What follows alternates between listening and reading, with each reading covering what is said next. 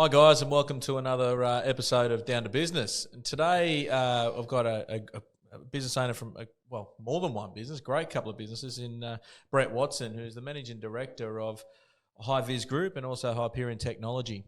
Brett's got a great story. I mean, it's a big one about bringing a bit of manufacturing back to Australia, and he's in a long-standing family-owned business.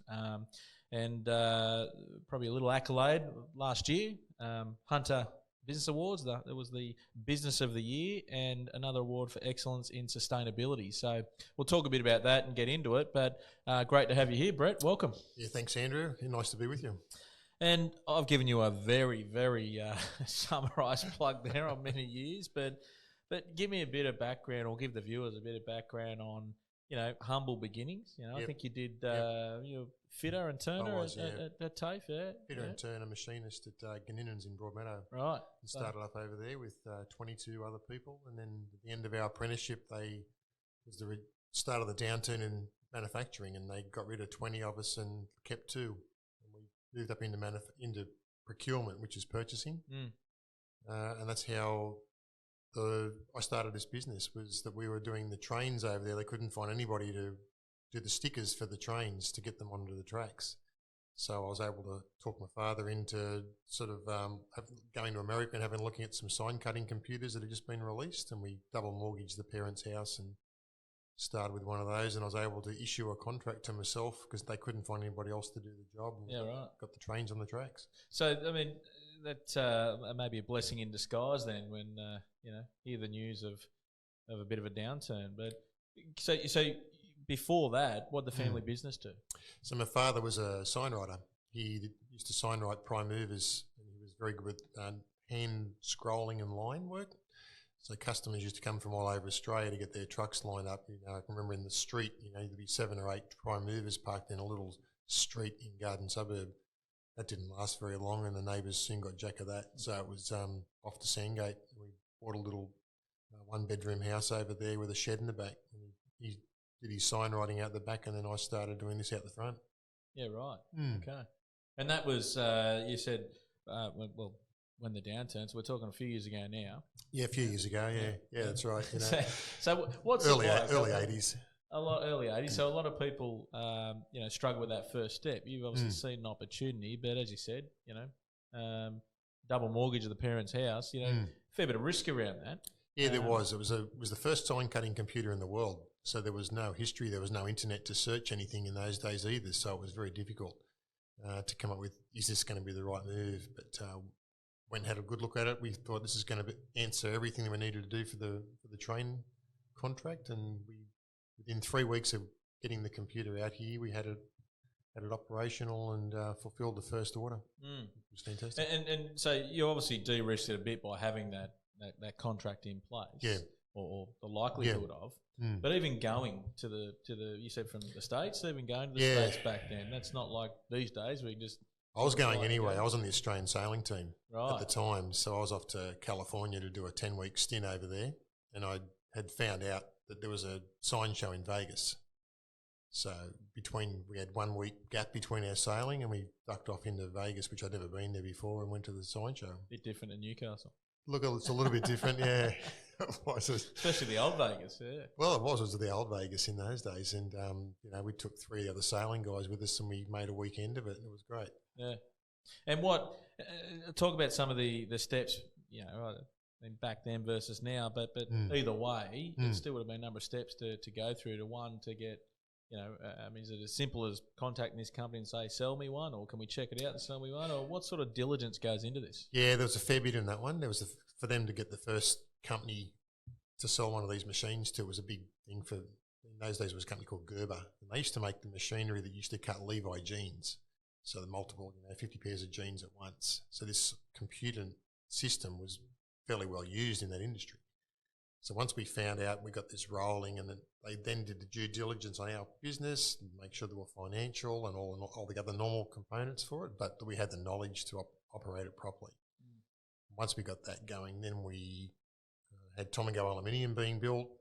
They found out we had one of these systems, and they started ordering signs.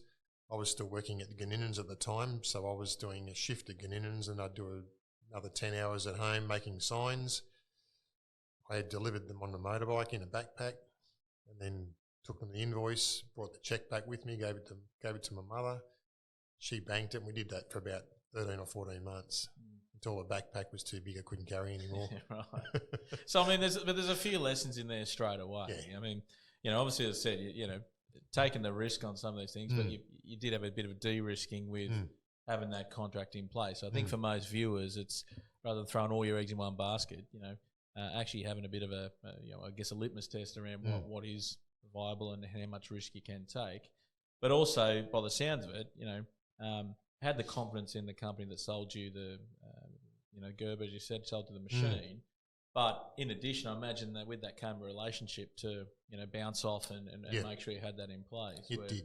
Yep. It was the start of buying 7 or 8 machines over a 5-year period. It was a very rapid uprise in that whole market. You know, once it started to get established, and then the mines got on board, and we were lucky enough to secure a contract with Freon. They hadn't issued a new contractor license in 20 years in Australia for reflective sheeting, and it was the start of the reflective revolution, we called it, where your headlights hit signs, and all of a sudden you get to see the same thing at night as you do in day.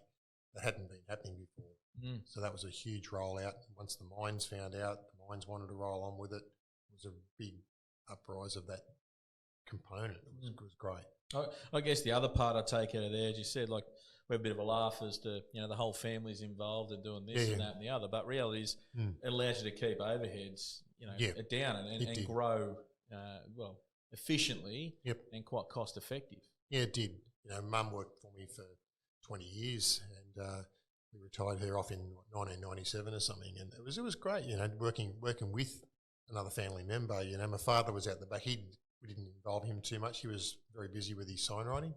And I just started this on as we flowed out, and we still got 7 or 8 of our first lot of employees 35 years later. Good story. Yeah, it's good. So then, obviously from those humble beginnings, and as we said, a bit of growth there. You're at Sandgate. Was the next step to Carrington, or is that? Yeah, it was. Yep. Yeah, so we bought 4 different blocks in Sandgate and done 7 or 8 extensions to buildings. It still wasn't big enough. We just signed a contract for Sydney Olympics, so that was potentially about 22,000 signs, and they're all large signs for the road network. Leading up to that, we knew we couldn't do it where we were. Found a building in Carrington, made some opportunities in there. Managed to get through the Olympics in the current site because the building that we wanted to get in Carrington didn't become available for longer than we actually wanted. So it was post-Olympics that we ended up getting with the building, but it was a great time. We had a good period while the Olympics were on, got all the signs made, got them all done, installed before it started. And that then led us into this new building, which was sort of 10 times bigger than what we've ever had before. But it gave us a year to be able to rebuild a 1956-year-old building, an old wool shed, and turn it into what it is now. And obviously had room for growth. It did, gave us huge room for growth. It also enabled us to be able to put a lot more machinery in there, bring a lot of equipment that enabled us to do everything ourselves rather than outsourcing anything to other people. Yeah, that's great. That's great. So let's get then to, I mean, we've had a bit of a, again, high-level part of the business that does signs, but talk to me a bit more about that. Because as you said, your background wasn't originally there. No, it wasn't. And you've seen an opportunity. So we've got 2 businesses, but talk about High-Vis, and it's mainly government and safety work. Yeah, there's a lot of work for private as well. So we have a private business that is one of our main customers. It's about 56% of our business is private. High-Vis was always born on the road safety industrial market, that side of it. We always brought the latest technology in that would help us with manufacturing for those. A lot of the machinery that I purchased, I was able to make changes to it so that it would do different things to what it was designed for. We were able to design it so that our punchers could punch the metal plates out with the reflective sheeting already on it. That would limit knife cuts to people operating on them, and it tripled our output. So we're able to change those sort of things. That was all part of my original trade as a tool maker, be able to make special tools for these pieces of equipment. And one of our learnings was that I trusted that this company, Gerber, was fantastic in the market. We bought the first of these big printers called a Solara, big digital printer. it wasn't fit for purpose, and we had more trouble with it than the Ned Kelly sort of thing, and it ended up catching fire 4 times, in our factory, and it was just a horrendous experience. And what did I learn from that? That you must do due diligence as you roll along, no matter what you're going to purchase. Make sure it is fit for purpose. Because it's a good point. A lot of people would just straight away, there's a brand out there, they're a big company, but there's a lot of things that can be hidden. Absolutely. So as you said, make sure you are checking everything. Absolutely. And look, we've always strived to make things better. Technology, brings different outcomes and that sort of thing as we roll along. And, that's where about 7 or 8 years ago, I'd sort of seen there was an opportunity to improve the technology that we're doing. Years ago, I nearly got cleaned up on a pedestrian crossing with my 2-year-old daughter over in New Lambton, and that was 1999. And that was, I went and said, look, there must be something that I can do to help improve this. And that's when I got together with another guy called Steve Faith, and we invented the flashing school zone sign, which is something that is now worldwide. It's done its job. There hasn't been a single death in an active school zone since we put them in all those years ago. Now we're just moving across to what we call School Zone 2, which is a significant upgrade in those signs because they are 20 years old now. Yeah, and I guess that's, obviously there's a lot of drivers while we do things. It's a pretty humbling one, I guess, when you think about the contribution to that sort of statistic or just general family well-being. Absolutely. Everyone wants to see their family go off to work and they want to see them come back in their own car, not in an ambulance. It's just a natural thing that you want to be able to work on. And we've done that and strive for that my whole work life. It's always been, that's the analogy that we use. So I guess then if you're talking about, where you identify your opportunities and new product, that sort of stuff, we'll get to innovation in a minute, but effectively, are you looking around obviously legislation or the regulators, but then also just what more safety and what makes sense? Yeah, look, it's been a real long journey, and people that say that relationships is not part of businesses, it's rubbish. Relationships are everything in terms of those. We've sought to get a really strong relationship with the directors of Main Roads, especially Queensland. They've been really innovative in what they want to do. And we've set out to them and said, show us where your pain points are, and give us time to come up with some solutions for you that are going to help with the road toll. How are we going to knock it down? We've worked with those guys for 7 or 8 years now.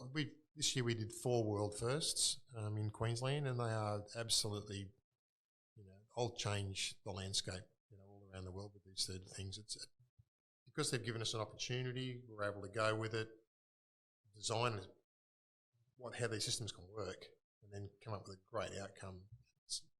There's saved lives all over the place just by putting them in. Only been in since January. So I guess even though you're sitting on different sides of the fence, I guess it's a real collaborative approach. It is, yeah, and they call us, strategic partners. They don't call you a supplier anymore, whereas other states still call you a supplier and they put you up against everybody else. Whereas we've been able to come up there with a really strong solution that answers everything they wanted to answer and make sure that we turn the key and these products absolutely work.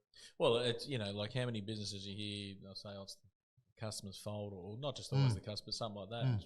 Well, you're saying it's really, understanding your customer. Yeah.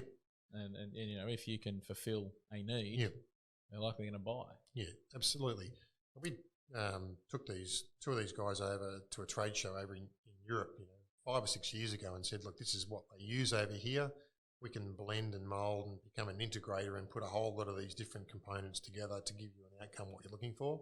It took us 5 years to get 2 of these products, over the line, but it was just building the trust. Business trust is everything, as we know. But just once we got that going and we're able to prove this was going to be an absolute no-brainer, they rolled with it, and because they've got to put lots of millions of dollars on the line to be able to get these products out there. But the solution is just absolutely fantastic. Very good.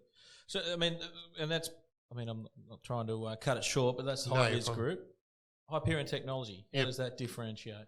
So Hyperion was born out of Hi-Vis when we had the school zones and we had, the fire indicator signs that you see that are electronic and those sort of things. That was about where we limited high-vis from. To move it up to the next level, I needed a complete new business with a lot more engineering grunt. So I started Hyperion just on 5.5 years ago, and that brought all the engineering people in who were very smart with camera, radar, all the different sensors that are used in road and water. Yeah, sure. And then we're able to put all that together and blend it together with a really high-tech, turnkey, software-driven outcome where we can make huge ways forward on the road network and the water network. Having some solution-based systems in there that haven't been available before, all through solar, all through 4G, whereas primarily you've always needed mains power and a solid connection. We've gone around that and said, no, we don't need that anymore, and we can operate these cameras 24 hours a day, as many days as you want. It's not subject to weather conditions anymore. It's come up with a really hot solution. And to give you an idea, on the road network, there's really no one that has live cameras on there except for police cars. So if you are looking for a particular person of interest, you don't find them unless they go to a police car, whereas now we've set up a network of cameras that within 2 seconds you've got them, you know what they are, where they are, and it just has given them a lot more visibility to what's happening out there. Mm. It's been, we all thought that it was, up-to-date modern, but, you get told that it's 3 or 4 weeks, someone goes up there with a USB and goes and downloads it. The data's so old by the time they get it back to Brisbane, it's not worth having. Yeah, but I like where you've come from there. Like, again, it's probably not dissimilar how you started High-Vis as a need, and it's not your background, but that's right. It's now the same thing here. You've gone from this is what's required. Yeah. How can we fill the void? Absolutely. And along the way, I've always learned that you've got to know more than your own people. So I've had to sink myself in and learn all the different devices and techniques and knowledge and all the wording and analogies that all your engineers want to use with you, so that you kind of feel like you're at least on the same level as what they are. But it doesn't take long before they want to right over the top of you with different ways of doing it.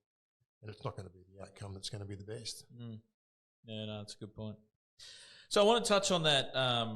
You mentioned a few times about the manufacturing. For a long, long time, a lot of people would say manufacturing in Australia was maybe not dead, but it was sick. Yeah. And I think if anything, COVID really showed up the need to reinvigorate the manufacturing in Australia.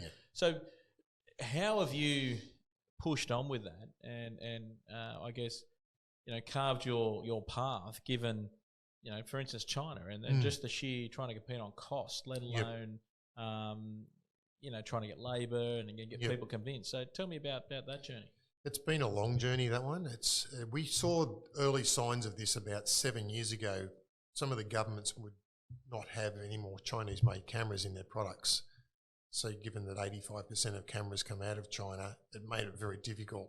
We're able to work with Bosch and a couple of other manufacturers and buy German-made or other brands, or English-made is a big one now.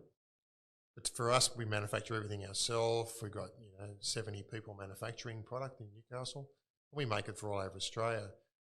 But we were also heavily reliant on China. COVID was it was a game changer. We all found out really quickly the price of shipping, the cost of materials was going through the roof. Lead times were 6 months instead of 6 weeks, and all of those things were very stressful. So we ordered a couple of new pieces of equipment, 5 pieces of new equipment, and we've brought those in, got those in. Everything's being made here now. We've now moved away from China in every facet. We've got a couple of products now that are just the last of the hangover period we've got, but pretty much everything, all the electronics, everything's being made in Australia now. We are an integrator, so we still buy our number plate recognition systems. They like to come out of England and something out of Germany and Switzerland. And we integrate from other countries, but not China. Yeah, sure. It's all been all the main European countries of all supplying us product, and then we put it together, integrate it, write our own software, and turn it on out here. And how have you found that with, I guess, then yours is very niche, so maybe there's not as many competitors there, but in saying that, you've still got to have that cost conversation. Generally, if you want to do that here, it's going to cost you more than what we've seen historically overseas, but then it's that quality trade-off. So how have you had those conversations and got people over the line? Yeah, look, a lot of that, we've always been competing against China in the last 10 or 12 years. So we've had to be really sharp on the way that we manufacture product. And we've been able to do it very well for those. But there are, some of the models that we use. We have a product that's called Reflector Line. It's a little reflective tag that you put in work zones. And we've used the handicap areas for people to do that, for a long period of time. It keeps 20 of them, putting them together for us, and it's Australian made. It costs us a lot more than Chinese. We've been able to sell that as being, yes, this is a really good community service that we're doing. We don't make a lot of money out of it, but that's been one of our really big sellers in terms of it. And then from then on, it's always been, there's cost and there's benefit. In terms of what it is, we're going to get it to you exactly what you want, when you want it. Amazon's been a game changer in Australia, for example. Everyone wants things done overnight. Why can't I get my new set of headphones tomorrow? Customers are the same. They expect very quick turnaround on the service. We've had to build a system in our both businesses that can produce product on the same day or the next day or the day after. Now, you can't do that if you're buying in from China. That's been great for us because you also get, a premium for doing that. And customers are happy to pay if you can get it to them when it's urgent. Yeah, good. Yeah, so I guess what you're saying is, manufacturing, turning on thinking about it, it's very viable here in Australia. Stronger than ever. I honestly think there's so much opportunity in Australia to continue and grow our manufacturing. I see there's no downside at this point in time. The equipment's here, the skill sets are here. It's just automation. Adding your own automation on top of that to do some of the menial tasks, and producing some great products. So talk to me about that, because the next point we'll want to raise around innovation, which automation starts to fit into. So, you're in a business by the sounds of it, and just listen to your backstory and even what goes on now and the demands. It's constant change. And that may be not wholesale change, but it's constant change. Yep. So you mentioned automation. We'll talk a bit more about that. But generally, your approach to innovation, or your team's approach to innovation. Yeah, look, I push my team for innovation on everything that we do, and I allow them to make small mistakes as we run along. Push them, challenge them, but allow them to lead me with where they're going. It's rather than me being the how person all the time. I ask them, why are we going to do it, and allow them to make the how decision on that, which works very well because they're empowered to go and do their role. But I will continually challenge and push them along in terms of we must be able to do things better, more innovative. Customers are coming to us with issues. Let's go and find a solution. That's a solution that's exactly for those people. There's no point building them a rocket if they want a car, as an example. And the staff are great with that. Some people are challenged by it. A lot of people like structure and discipline and all those things, which is great for those people. But I also then, on the other side, challenge them and go, what about if we try it like this? And what about if we do that? And that sort of thing. It sort of brings them in. They've got to trust you to do it. And then you allow them to go and have a go at it and make a mistake. Yeah, I think it's a great point, because to me, it's funny when you talk to people what innovation is. And too many think it's big new product or game changing, where realistically innovation is just constant improvement. Yeah, absolutely. Being more efficient, finding new ways, etc. Yeah. I think furthermore, there's that many businesses that don't even have a plan, let alone put time aside to look at this sort of stuff. So, how do your team go about it? So you empower them, but do they get time aside, or do you have? Yeah, no, we do. So my week is I have about 21 hours of face-to-face meetings with my management team, and they all have individual time slots that they get, and we talk about all of these things on a weekly basis with all of them.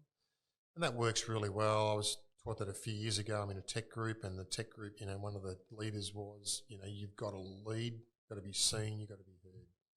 So you need to be there. So I've got offices in Melbourne, Sydney, Brisbane. I do the travel every 2 weeks. I go and do the, walk around, talk around. That's where you get your buy-in from your people, that part of it. But like you said, it's systems improvement. Lean manufacturing is just, it could be, do we need to photocopy in colour every day, or do we go back to black and white, or do we need to photocopy them at all? Paperless systems, what we're really striving for. How do we get to a paperless system? So, we had a cyber attack on 21st of September 2021. Worst thing that ever happened to me. It's taken me 15 or 18 months to move on from it. Just terrible, brought us to our knees. Every single system that we had was destroyed, all our manufacturing equipment, the software, everything. And what it did, it highlighted to me the need to make these decisions about innovation, and everything else was inside it, but knowing what's on your own back door and making sure that you are robustly safe. We had to change a lot of things. Everyone was working remotely at the time. So how do we get them on remotely that they're not going to be open to attack again? We had to change everything to web-based systems in 48 hours. It's like all of a sudden you can be really creative and innovative really quick if you have to be, but we all tend to take the longer road to get there. Yeah, I think that's it's amazing. What you have to do, what you can do when you have to. I it's funny with cyber because we hear it so much. It is. And everyone talks about it, you see all the media, but I think a lot of businesses would just be sitting there going, I'm different, or it's not going to happen to me. Well, living proof says... and this was destructive, very destructive. It was destroyed all the security system, all the photocopiers, all the printers out the back. They took all the software off them and destroyed it. Some of these machines were 7, 8 years old. So trying to get the software that you don't have anymore from those was a huge thing, whereas everyone thinks that they're going to lose bank account details and license details, which is the first thing they all chase. But it's the destructive measure they go to all the way through that just brings you to your knees. And that was a huge wake-up call for me. Insurance was just a nightmare. The process, it took 466 days to get $1 out of an insurance company. Well, that's...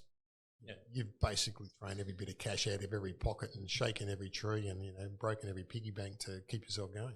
Yeah, it's an unfortunate position, but prevention's better than cure, I guess. You learn a lot. Good. So I guess we've spoken a fair bit about the actual business and the manufacturing innovation piece. I love that, but obviously that's a lot around delivery and what you provide to customers. The back end of this, and I guess what a lot of this podcast and video is about, is business.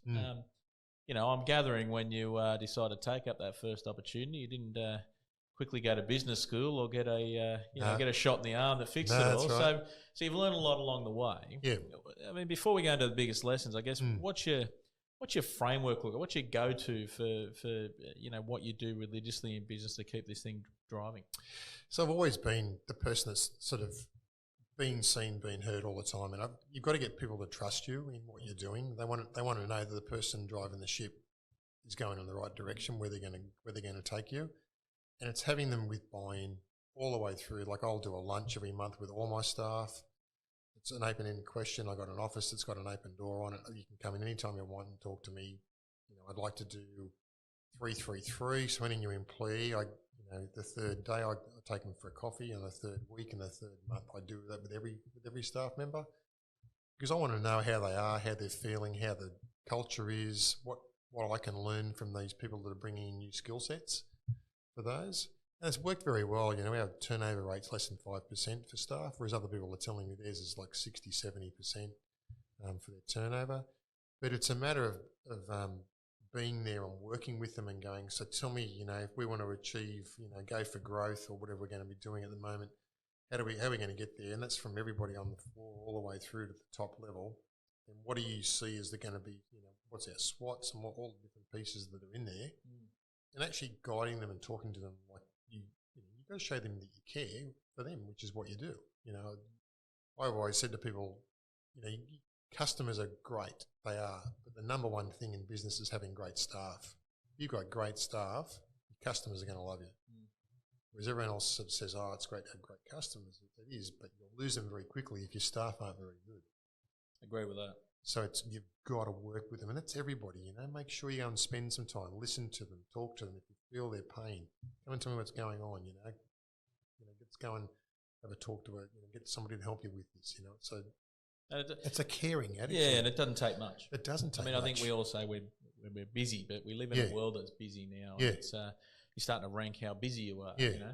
I think I have a laugh with my guys. Say when people ask how you're going, and it's become a feeling is busy. Well, it is. Yeah. We've got to actually carve out and allow for that time. I couldn't agree more. And And I like your one. You're probably the first person I've heard say it. I've got a slide that says, what's more important, people or customers? And that's not to devalue either.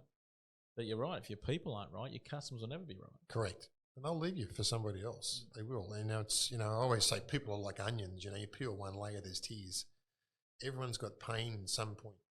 It's a matter of getting it so we're all sort of floating on the water okay, and sort of we're all in a happy place. But, as long as you're there with the tools that you can give them to help them with what's needed, I think that's important. So we've all got, counsellors on we hand out like we all do. All good companies should have a system where you've got that in place, and so you have life coaches and, HR and all the other bits that are in there. They're all small parts of it, but, showing you care for somebody and sort of helping them through a tough time is important. And I think one of your other things you mentioned, which I loved earlier on, when you started the Hyperion business, you need to get up to speed with all these different things. I mean, I'm a massive, I call it a lifetime learner. Yep. Love to continually learn, and it changes over the years. But is that something for you as a business leader that is a big part of what you do? Yeah, I do. I spend a lot of time learning for those, and I still, as I said, I'm part of a tech group, so once a month we're together. I go to a life coach, which is some of the people that we all share the same life coach, and it's to learn. You never stop learning. You're never too old to learn. I think that's important for all.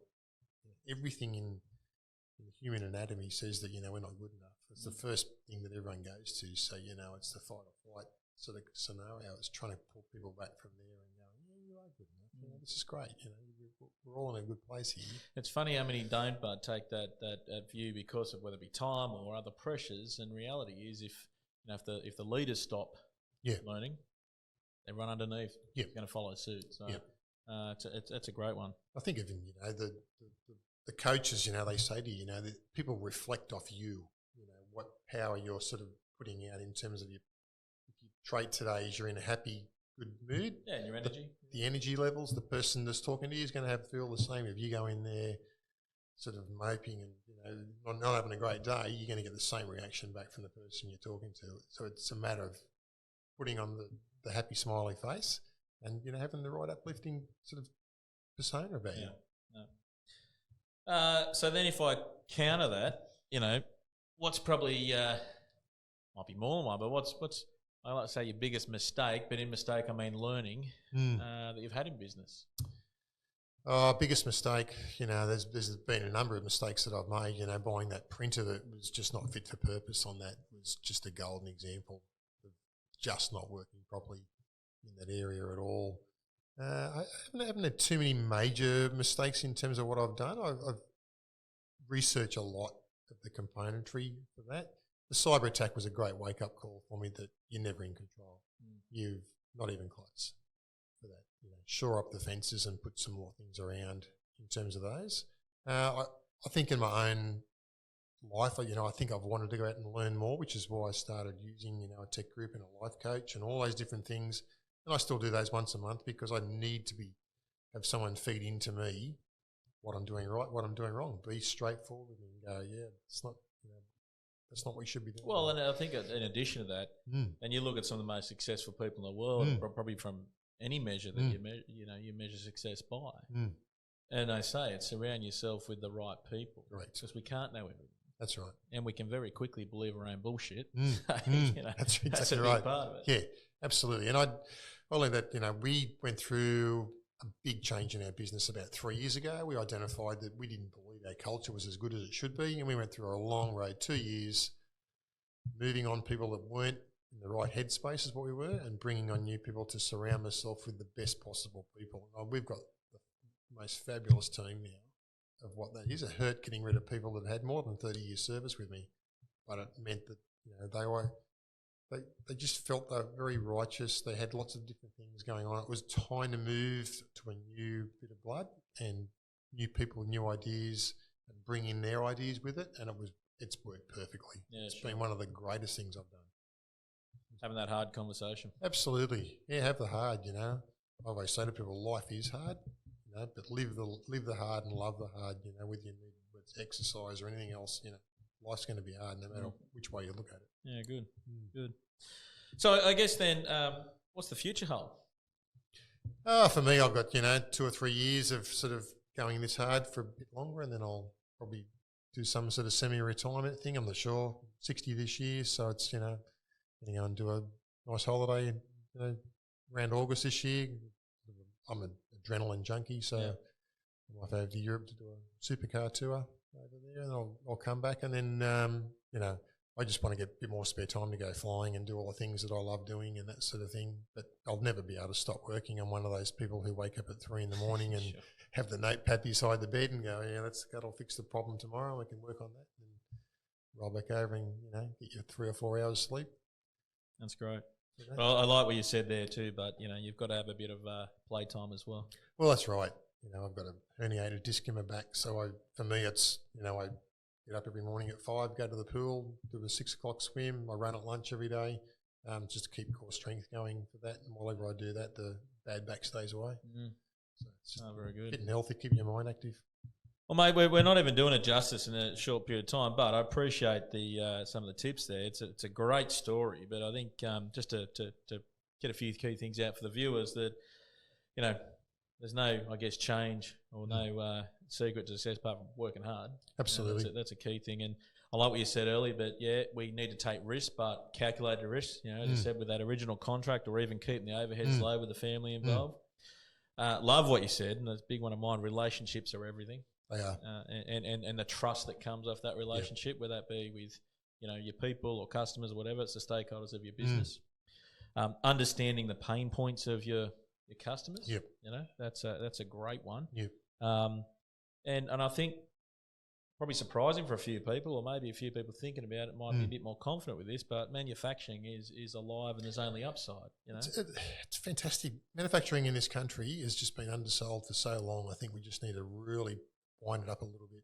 And what we're doing, R&D should be a lot easier to get hold of, and the components that go with it make a huge difference. As I said, we won the Manufacturer of the Year, then we won the state for sustainability, and we do our fair bit in sustainability. You don't have to do a lot to make a big difference.